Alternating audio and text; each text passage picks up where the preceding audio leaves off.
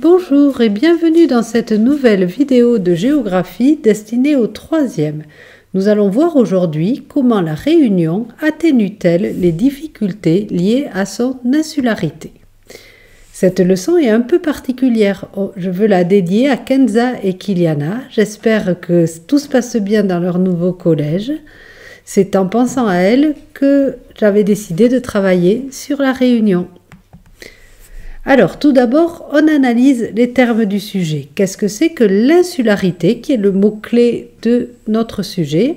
C'est l'ensemble des caractéristiques d'une île. Donc, pour répondre à ce sujet, il faut commencer par se demander quelles sont les contraintes liées à l'insularité. Une contrainte, je vous rappelle, c'est un élément qui gêne. Alors, l'insularité peut provoquer des problèmes d'accès aux services et aux ressources. On est isolé comme on est une île et pour accéder à différents services, à différentes ressources, on est obligé d'utiliser le transport aérien ou le bateau. Puis on peut parler de la vulnérabilité face aux conditions naturelles, c'est-à-dire aux tempêtes, aux séismes, aux éruptions volcaniques qui touchent particulièrement cette île puisque c'est une île volcanique et le piton de la Fournaise est toujours en activité. Ensuite, la taille limitée. Quand on est une île, on a une taille limitée, donc l'économie est peu diversifiée. Il va y avoir moins de ressources agricoles, moins de ressources énergétiques. On va être obligé de les faire venir de l'extérieur. Et ensuite, on peut penser à la fragilité face au changement climatique. Quand on est une île, on est plus sensible à la montée du niveau des eaux de mer. Alors, tout d'abord, la localisation. La Réunion est dans l'océan Indien. Elle se situe à plus de 9000 km de la métropole. C'est un DROM, c'est-à-dire un département et région d'outre-mer, statut qu'elle partage avec 4 autres territoires. Donc, il y a la Guyane, la Guadeloupe, la Martinique, Mayotte et donc la Réunion. Alors, les spécificités de la Réunion.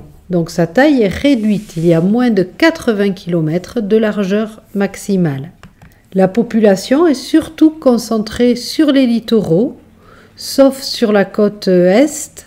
Là, c'est donc les zones en rouge qui sont les zones bâties, donc les zones peuplées.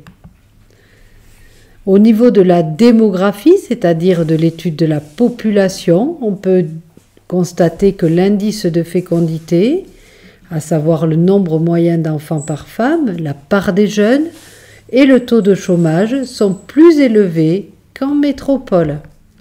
Quant à l'IDH, lui, il est plus faible qu'en métropole. Je vous rappelle que l'IDH, c'est l'indicateur de développement humain. C'est donc un chiffre compris entre 0 et 1, calculé à partir du revenu, de l'espérance de vie et du niveau d'instruction. Plus on est proche de 0, plus l'indice de développement est faible. Plus on est proche de 1, plus il est fort et plus le pays est développé. Au niveau des spécificités, on peut également parler de l'économie qui est basée sur 2 secteurs en particulier, l'agriculture et le tourisme.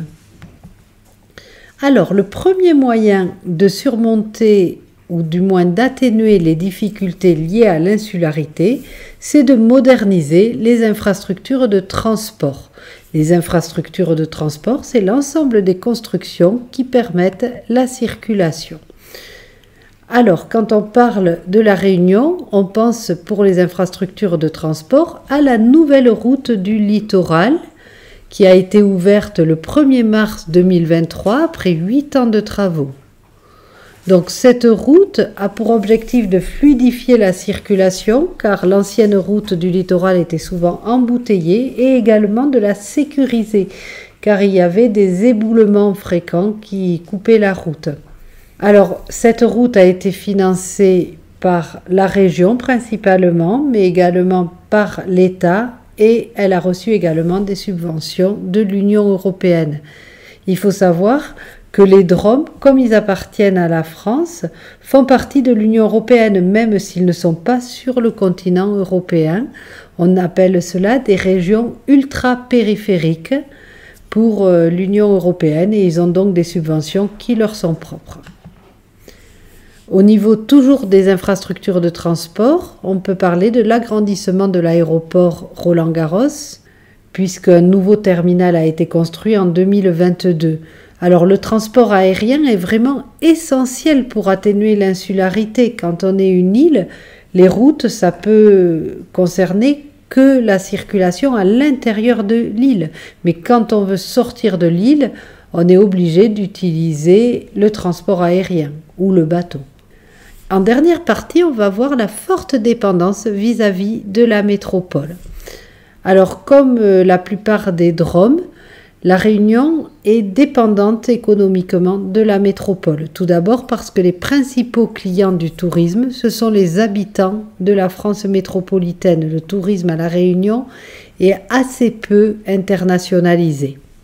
Aussi, l'État participe au financement des projets, on vient de le voir, et au financement des prestations sociales.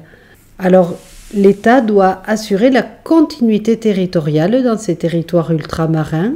La continuité territoriale, c'est le principe visant à assurer les mêmes services et les mêmes équipements à tous les habitants d'un territoire. Voilà, j'espère que j'ai été claire, que vous connaissez un tout petit peu mieux la Réunion maintenant, les défis qui lui sont propres et les aménagements qui lui sont propres également.